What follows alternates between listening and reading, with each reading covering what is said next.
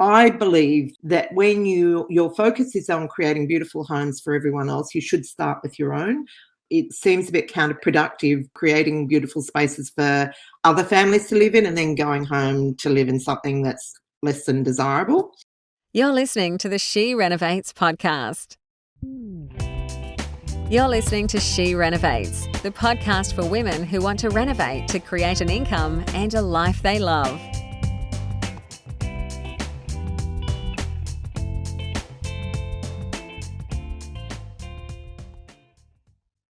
Hello everyone.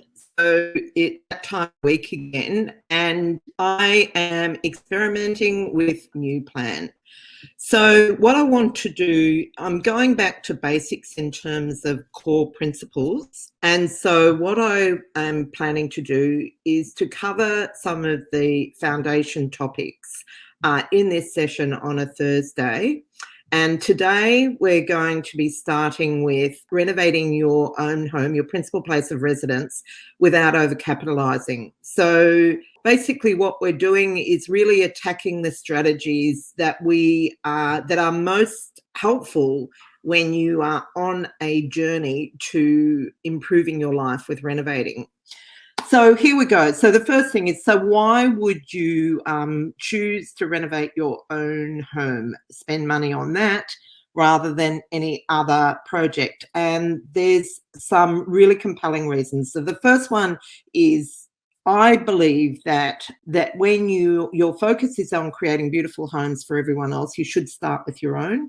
It seems a bit counterproductive creating beautiful spaces for other families to live in and then going home to live in something that's less than desirable. The second reason, so it improves your quality of life. It also improves your asset base, provided you do it smart, and that's what my focus is going to be today. And it also creates a base from which you can leverage to do other projects. And so I've been renovating for over 30 years, and it has been the basis on which we have done like lots of projects. And so this equity can be used in other ways. But the important thing with your own home is that often when it's your family home, your decisions are coloured by emotion. And the tendency to overspend is really, really strong. Now, I personally think it's okay to spend more on your own home because, it's going to be something that you live in and you're going to live in for a long time. But I do also think that you need to make sure that you are actually creating equity rather than just spending money that you're not going to recover. So that's what I'm going to be talking about, those principles.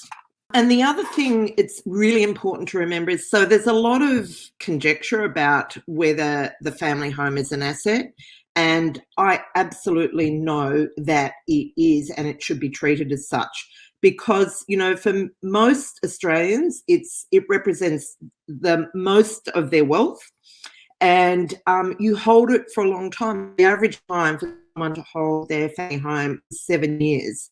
And so you can build a lot of wealth organically, provided that you're careful about what you spend on it. Okay, so let's start. So what I'm going to do is walk through the process of renovating your family home to reduce the risk of overcapitalising.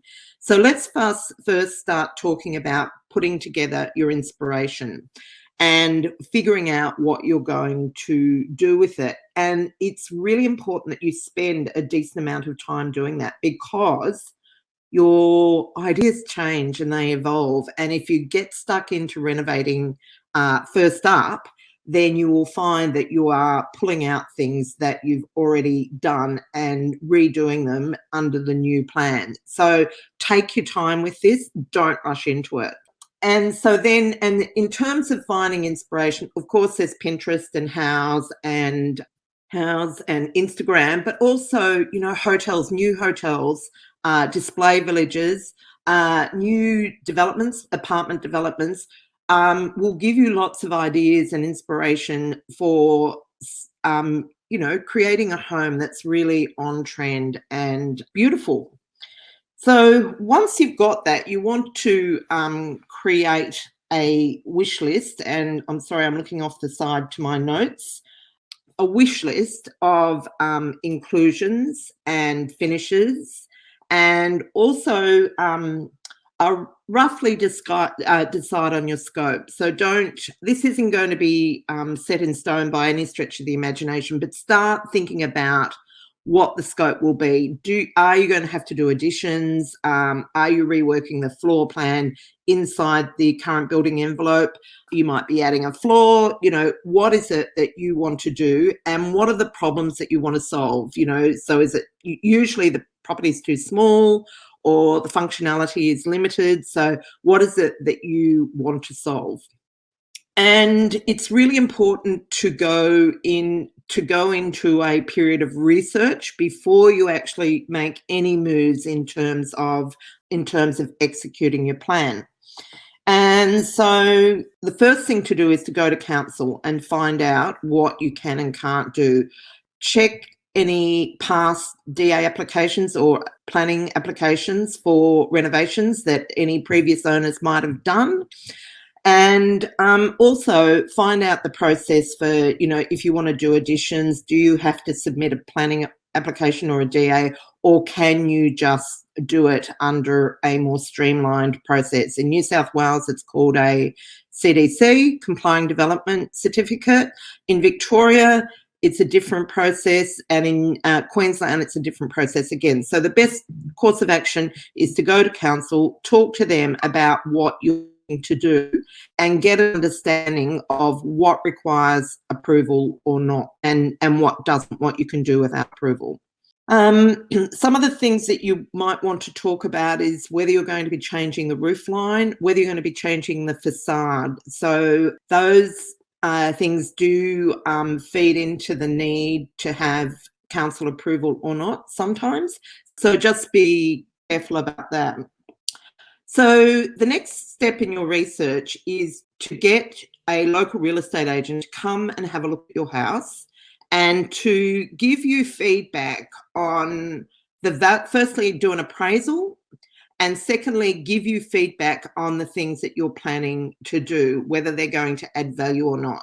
Now, that doesn't necessarily mean you don't do them, because things like swimming pools rarely add value. You're doing well if you cover the cost of the swimming pool, but it's a lifestyle decision and it's a quality of life thing. So it's important not to get too, frugal. You want to make sure that you're providing yourself with the quality of life that you want to achieve from the renovation. But it is also important that you have your eyes wide open where that's concerned. So talk through with an agent you trust what you're planning to do and whether that's likely to add value or not.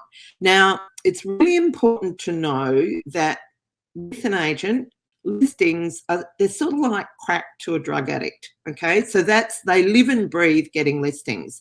So if you find your agent saying to you, you're better to just sell a house and go and buy something else, I would be very wary of that. I would certainly be getting a few more opinions before I went down the path of selling the home rather than renovating. There are not many instances where that is the best course of action. But yeah, so just be mindful of the fact that real estate agents do tend to say, many do say, no, don't renovate, just sell, because, lots of reasons. Often they'll tell renovators, the new person will have their own idea on what they need and this sort of thing. In most cases, it's the agent wanting to secure a listing. So just be mindful of that. After you've done that, then start going to some open inspections of renovated properties and get an understanding of what things actually buyers like in your area and what they will pay for. And from that, you should be able to figure out if you add if you do your renovation, what your completed renovated property will be worth. You want to try and work out the value of the renovated property, because from that you can get your budget, and that will help you to keep your property on track or your renovation on track. Important to note that I will be producing a checklist to go with this. That will be in the podcast show notes. So a little sort of cheat sheet to remind you of all the things that you need to do if you're considering a renovation of your principal place of residence. I should have added in the beginning, another reason why you would do a reno on your principal place of residence is because the profit margin or the profit on that is usually tax-free. And so that comes into play when, let's say, you're downsizing or you have to relocate, or, you know, any reason that you might be thinking that you might need to sell your family home. Think about renovating first, because you can easily add, you know, 100, 200, even 500,000 if you think far enough ahead of time and do the right renovation. Okay, so once you've determined what the completed renovation value, the renovated value of the property is, from that margin between what it's worth now, which you got from your appraisal with the agent, and what it's likely to be worth, which you deduce from your open inspections, research going to open inspections, then you should be able to work out what the margin is. And it, you know, it should be a minimum of 30% of the value of the property, okay?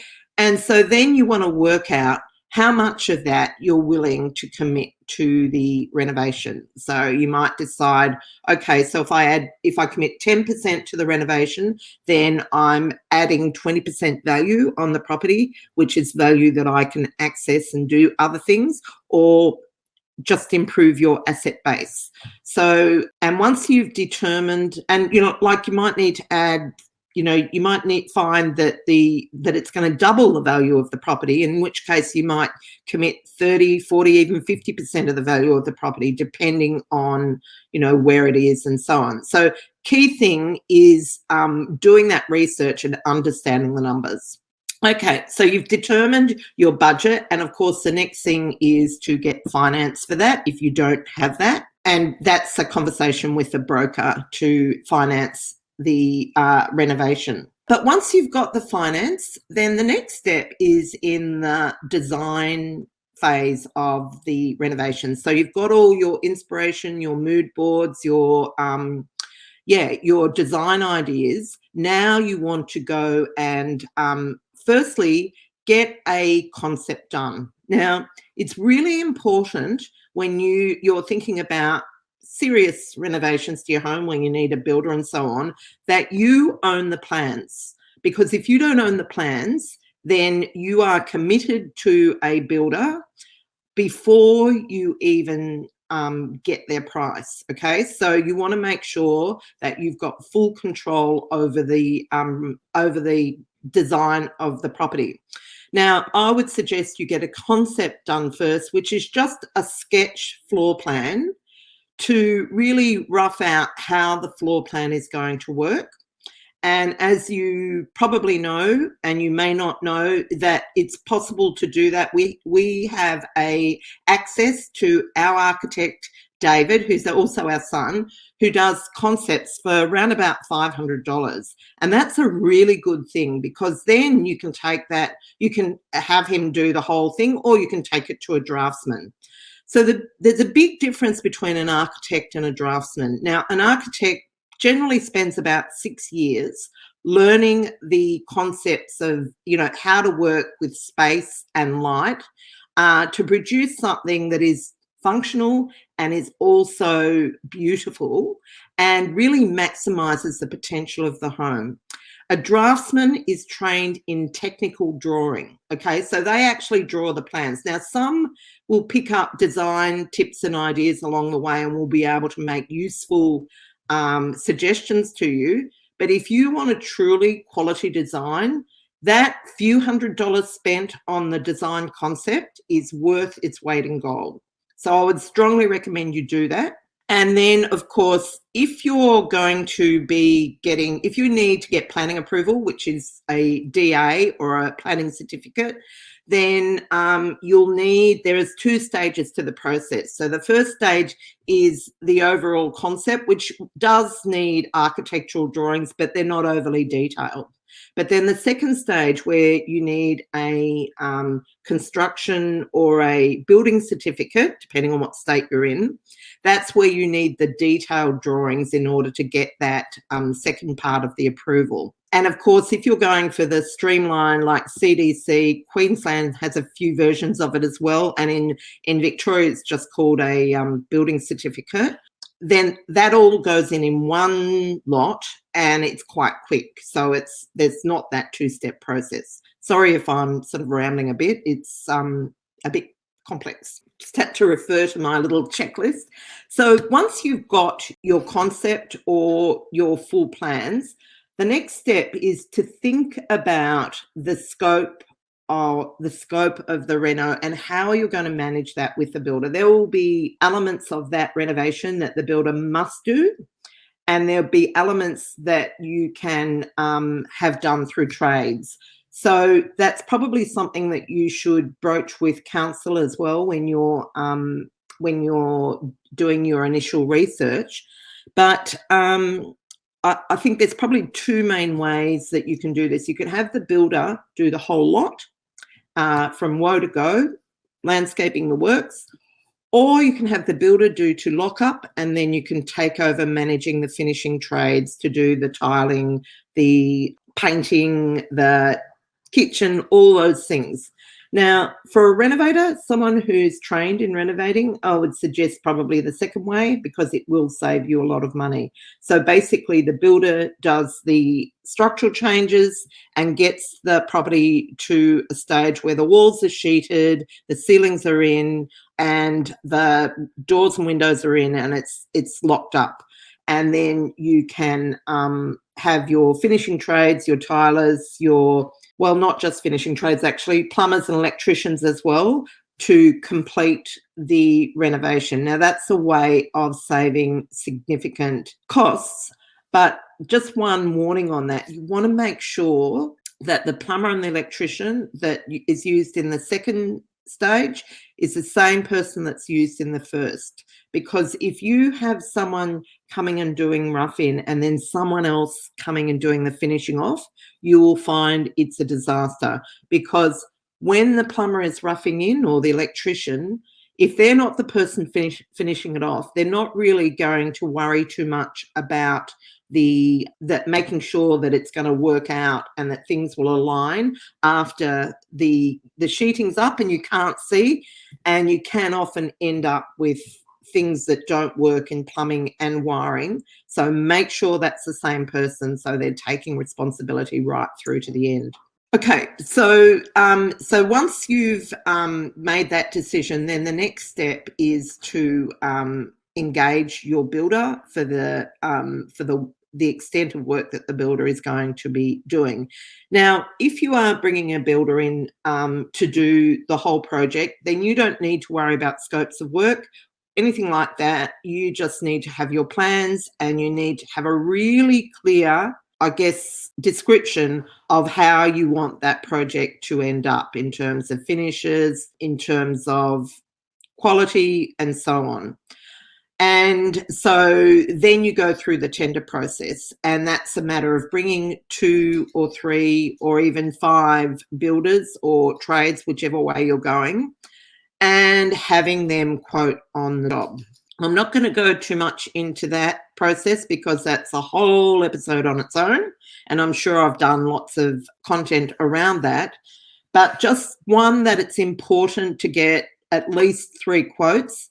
That will also give you a lot of insight into ideas about how you can get, how it can work better, ideas on buildability, techniques for getting the outcome you want in the most time-effective and cost-effective way. And once you have engaged your builder or made a decision about the builder, there's a process for how things go from here. Now, first thing to do is to make sure you understand your state's laws on homeowners warranty or it's home building insurance. It's got a whole lot of different names. In New South Wales, it is called Home Building Compensation Scheme. Okay, and so New South Wales, for an example, you do need to have that in place, that policy in place, if the building work is over 20,000. Now, that can apply to lots of things. It can apply to kitchens and so on. So any contract that's over 20,000 in New South Wales requires Home Building Compensation Fund. Now, it's different in other states, in Victoria, Queensland, and so on. So you want to check with your local state and find out what the laws are around it and make sure that you follow it. So when your builder presents you with a quote for the work, before they charge you pay the deposit, they need to get that insurance in place for you. It's not something that you can go and get. The builder actually secures that insurance. They charge you for it, and they need to have that policy in place before they take your deposit. That's the law. And so once that's in place and you've paid for it, then the next step is to pay the deposit. Now, another thing that you need to do when you're working with a builder is make sure that you only pay the legally required deposit. Often they will front load their claims, okay, and they'll ask for more deposit than you're required to pay. And where that becomes a problem is if that builder goes AWOL or goes broke, and you have paid in advance of the progress that they have done, then you're basically left short. So what you need to do is, once again, go to your state online body, and in New South Wales it is the Department of Fair Trading. In Victoria it's Department of Consumer Affairs, and find out what the legal deposit is for the value of your contract. Okay, so it reduces the bigger the contract. So if you've got, a contract for say 70,000, well, then the deposit will be a smaller percentage than if you've got a legal contract for 20 or 5,000, let's say. So so make sure that you don't pay too much. The other thing is, in the builder's contract, there will be progress payments. So at various stages through the renovation, you want to make sure that you're not overpaying at those times in the project. If you're getting what's called a construction loan from the bank, then that's how the bank will assess it. The bank will assess the value of the works at each stage of the project and not release the funds until the work has been done. So in some ways, getting a loan through the bank, a construction loan, is a form of insurance.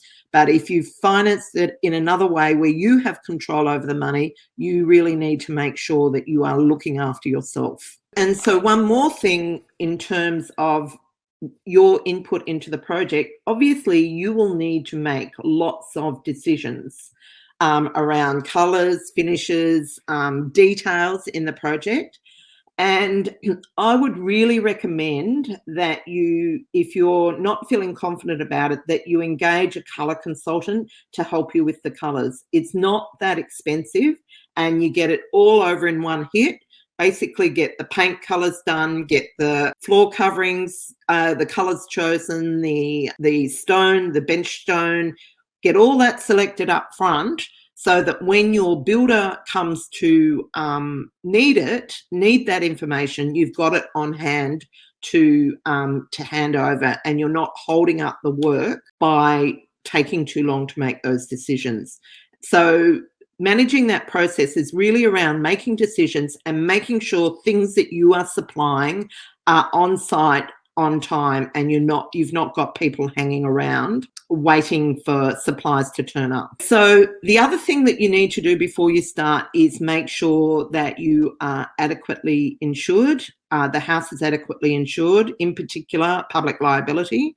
And so you want to get in touch with your insurance company and find out how their attitude towards renovations, and whether your current insurance remains valid. Usually you're required to notify them in writing and so on. So make sure that you're insured. If you have a principal contractor, as in a builder, managing the whole build, then you will want to do due diligence on that person and check that they have the right insurances in place, so that if something does go a bit pear-shaped on your project, that everyone is covered and there are no nasty stories that come out of it. Okay, so let's assume that the project goes along quite nicely and is completed.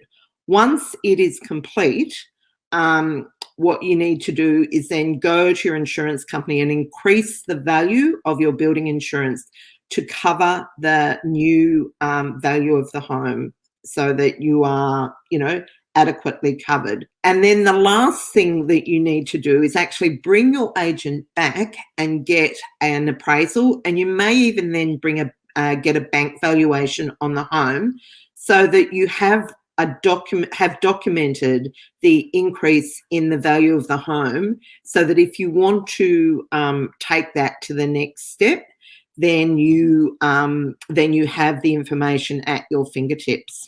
Okay, so as I mentioned, I have a checklist or a cheat sheet for you if this applies to you, and I feel fairly certain it applies to everyone at some point in time.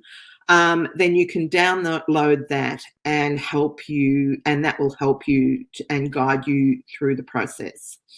I hope this is helpful, and I'd really love to get some feedback from you. Have you renovated your home? What issues did you encounter that could have been easily managed if you had have known or avoided? And also, if you have, what have you done with that additional equity? Okay, that's it for me for today. I'll be back in 2 more weeks with a new topic, and we'll advertise the topic a little bit earlier than we have this one. But otherwise, take care. If you want to meet up with a group of savvy renovating, I shouldn't say it's all women because it's not, savvy renovators, I'll say, come over and join She Renovates. It's completely free Facebook group, and it is growing at the rate of knots. We hit 1,000 members just recently, and now it seems to have picked up momentum. And so they are all savvy renovating women and men that are working their little hearts out to live a better life through renovating. Join if you're not already a member, and then ask, comment, and do whatever you would like to do in order to further your renovation journey. And that's it for me today, so I'll see you next week. This is the She Renovates podcast. To discover how to harness the power of renovating, check out theschoolofrenovating.com.